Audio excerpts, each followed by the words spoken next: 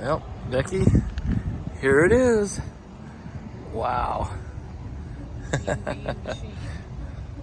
That is our Trippy. Emerald Princess. Trippy. Trippy? It is. That thing is beautiful. Holy cow. Let's take a look inside. Oh, it's locked up. Well, let's go get the keys, and I'm fixing to drive this thing.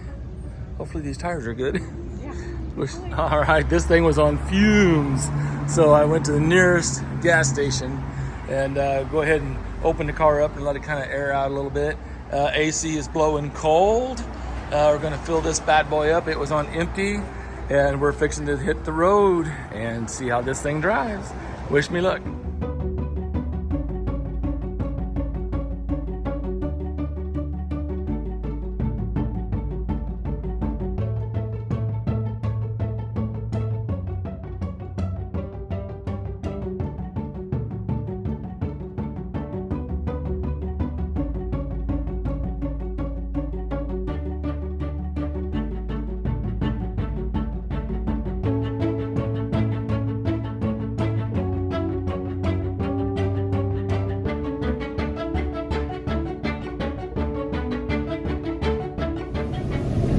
All right, we're fueled up and rolling out.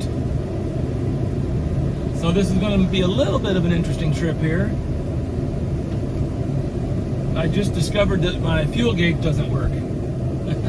So I've got 24,286 miles and I just put in 15 gallons. So I'm going to turn this fan down one click. So that's going to be interesting. I'll have to check my mileage, and we're gonna have to go by miles. No gas gauge, so highway cruising in a 75 Ford 60 big block with no gas gauge. Living on the edge. No, it's all good. So right now, just kind of getting situated with the car. The windows were really dirty. So not dirty, just kind of dusty, filmed over. So I wanted to be able to see, obviously. Hey, got the old school tilt wheel here. We're going to get down into cruise mode. Got the seat switches. Oh, yeah. Oh, we're going to get a little gangster tilt lean going on there. Oh, yeah. Oh. Lazy boy seats. So far, so good. We got to knock on the faux wood there, but yeah, so far she's running great. The thing fired up, I mean, first lick, so that was a good sign. Tires look good, don't have any cracks in the tires, and they got air in them. So check the oil, it was dead on and clean. I got this from another dealer. It was a trade-in, and I guess the guy's is a friend of his, and his father passed away, and this was his father's car. So just kind of a, you know, it's just evolution and the natural course of things. You know, people buy cars and you enjoy them, and then they get passed on. You know, most of these cars that we video, I mean, these cars pretty much, you know, the nice special cars, they're gonna outlive us all. So you know, we're just kind of they're caretakers for a time period. Let's check the radio. Let's see here. Hey, radio works. All right, turn that out there so we don't get any copyright issues. So I'm just kind of getting myself situated here, and I'm learning the car right along with you. The brakes are fantastic. The car absolutely idles perfect. We don't have much for gauges. All we got's the clock, which is not working. At least the second hand's not working. And then we got fuel gauge, speedometer, odometer. Everything else is pretty much just dummy lights. So I'll be kind of watching those. I see up here on the top side we got engine, alternator. The belts were a little old and a little loose, so we are not going to be giving this car the beans until we get it over to the wizard and get some new belts put on it. So So definitely, we want to get this bad boy home, because I can't, it would be possible that I could swap this car in the Riviera if this car broke down and drive the Riviera. I think that Riviera would drive perfectly fine, but I don't want to put miles on it, and I don't really want to risk anything driving the Riviera. But I guess if I got a short distance from the home, I don't know, I guess we'll try. Well, anything's possible. I mean, these are cars, and whatever cars they are, cars are meant to be driven. So, you know, that's kind of my motto. The brakes feel really, really good. It's a suspension. There's no rattles. I got a little seam in the headliner where the stitching has broken. So we're going to have to pull the headliner out of the car and just get it restitched. I'm not changing this headliner, original to the car. Wow. So far, so good. Knock on wood. Horn works. Hey, we got cruise control. We're kind of in town, probably not going to set. But yeah, we'll wait till we get out of town and see how the cruise control holds up. You know, what's funny is that GL is a smooth ride, but honestly, I think I'm going to enjoy this car more than driving the GL. Actually, it's funny because Becky goes, if that car's okay and there's no problems with that car, she's like, I want to swap and drive the Thunderbird for a while. And I was like, yeah, we'll switch it around. It'd be kind of fun. So she's got the navigation going. I got the camera going. Keep my eyes on the road here. It's kind of been some fun. These Lafayette, Indiana was beautiful. Lots of historic buildings. It's a beautiful little town. I wish I had more time. I'm going to have to make more time when I do these trips, instead of just rushing here and rushing back. I'm going to, in the future, when I can, try to take a little more time and kind of take in some of the surroundings of the city that these cars come from, you know, because sometimes, you know, there's even more coolness that, you know, comes along with the car. Like that Buick we didn't get a chance to, but that was bought at a local Buick dealer right in town is where the gentleman bought the car. So that's a really cool story. So, well, and maybe I'll get lucky. Maybe the fuel gauge, I'm sure the fuel gauge is probably just stuck. You know, maybe driving the car is just what this thing needs. I'm sure probably hasn't been driven in a long time. So, man, it is just cruising down the road. Actually, this is really bad road here. It is all potholed and everything. But this car is just taking it in without a plumb. So I guess one thing I better check right now if I can see a reflection. I'm gonna have to call Becky and see if my headlights are working. That would be a critical, important aspect of the trip to have the headlights. So, well, I'll get out of town here and get on the road. Just wanted to kind of give you my little first impression of the car, and I'm happy. I'm very happy. Can't wait to get it back to Kansas and start cleaning it up. So.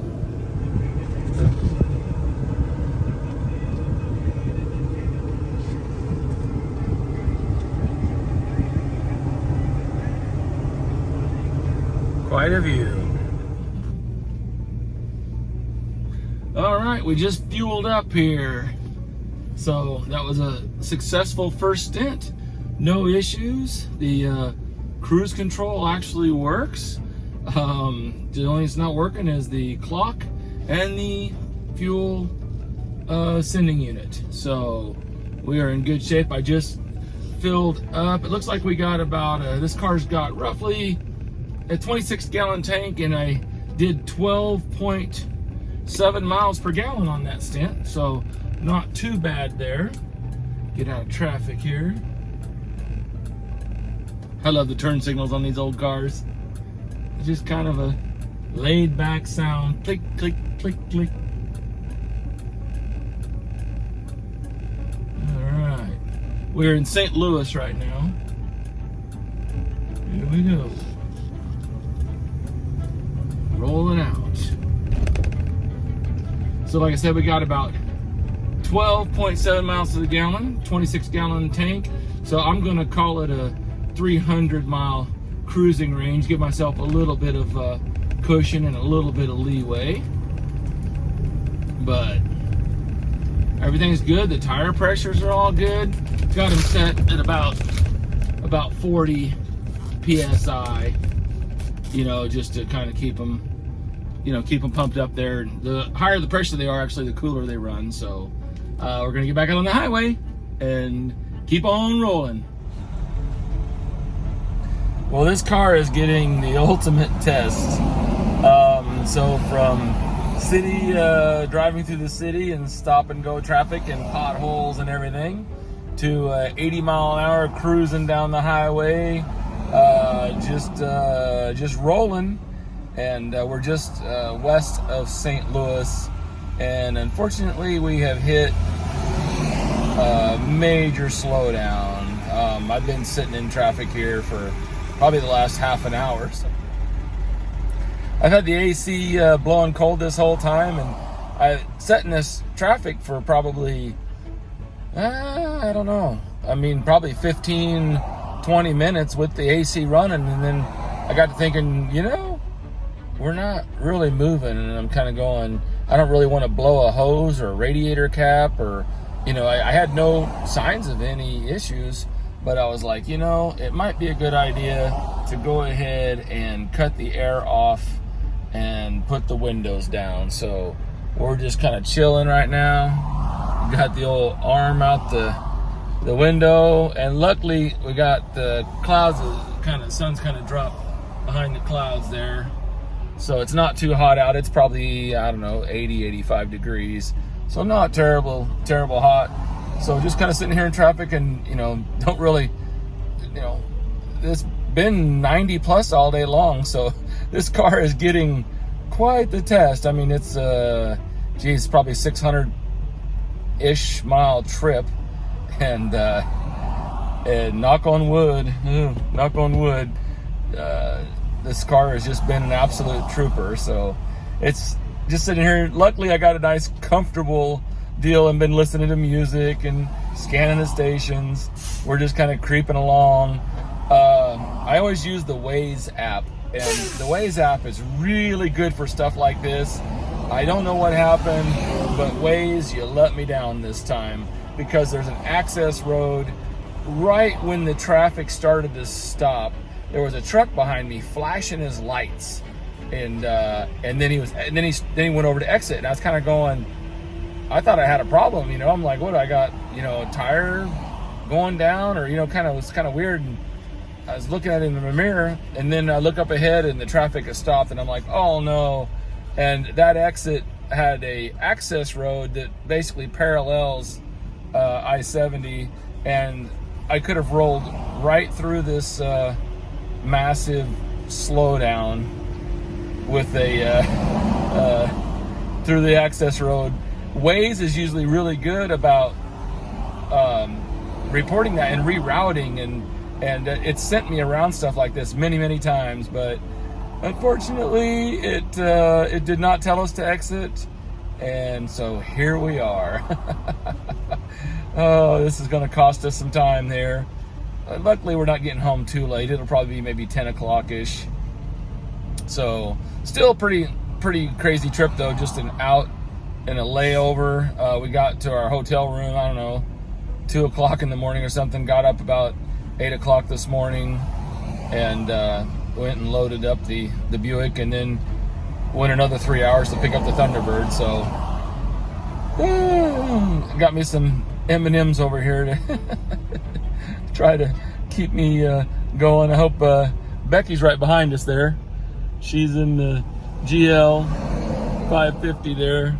Hopefully she's doing good. I'll give her a call in a minute. But just kind of fun cruising down the road in this vehicle. At the gas station at Quick Trip, I brought a can of BG 44K with me, and so I dropped that in the tank when I filled it up.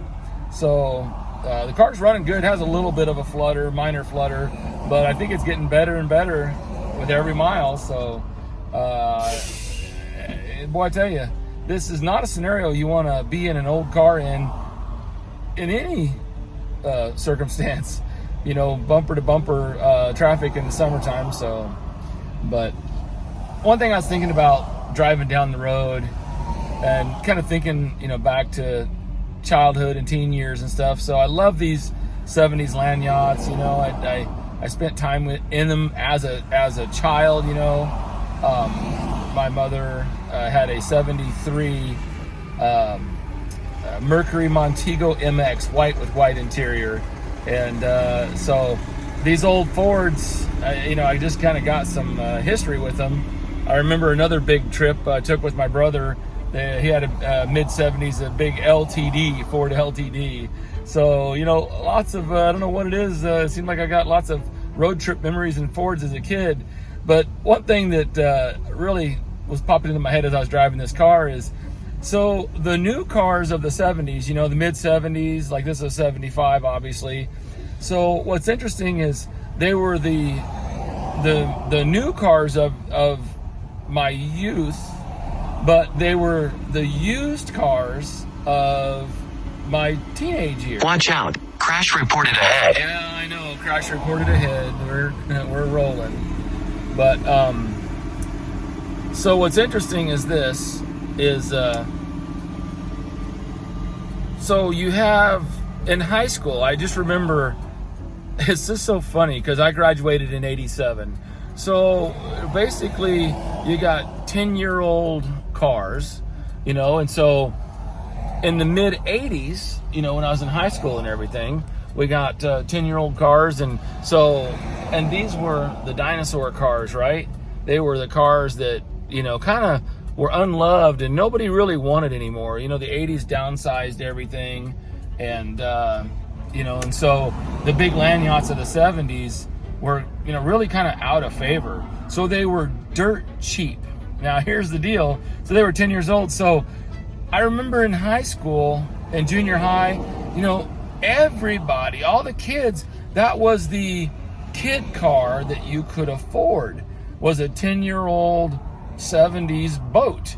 And so this was kind of like all these land yachts. So not only do I love them as the car of my childhood, but also as, these were the, I wasn't able to, myself and many as included, wasn't able to afford the new cars of the 80s. I mean, we lusted and drooled over the new stuff in the 80s, but the realistic side of it is the majority of all of us in high school were driving mid-70s cars because that's all we could afford.